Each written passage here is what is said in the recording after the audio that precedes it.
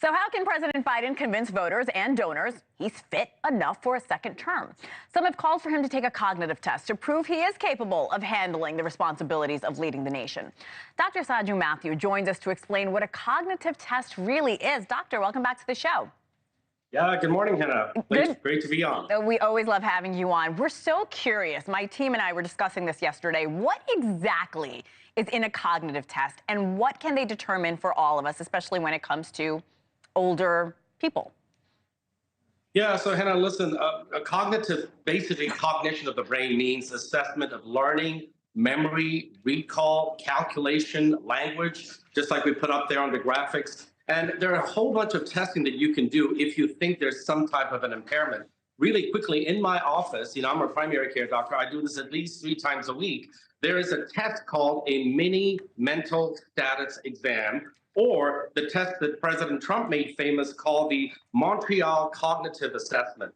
It's basically 10 minutes. I would ask patients questions like, hey, listen, do the following things, take a paper, fold it in half, put it on the ground.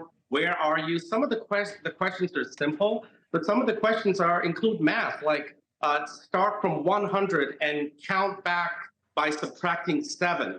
So it gives you really a general idea about a patient's ability to recall, to think, and to follow commands. Doctor, you say you do it about 3 times a week on your patients. Under what circumstances would someone take a test like you just mentioned?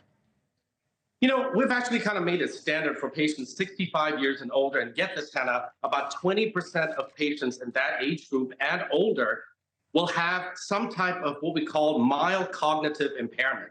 So we're making it a standard test now for patients that come in for exams, but I specifically do it when a patient's family member comes in, Hannah. That's when all antennas are up and they say, listen, my husband doesn't remember where he keeps the keys, or he has pressured speech, slow speech, forgetting things that he normally doesn't do. And then depending on that screening test, which doesn't always tell you everything, Hannah, I go to brain scan. This is so fascinating, Dr. Saju Matthew. We will see you later in the show. Thank you so much. Thank you.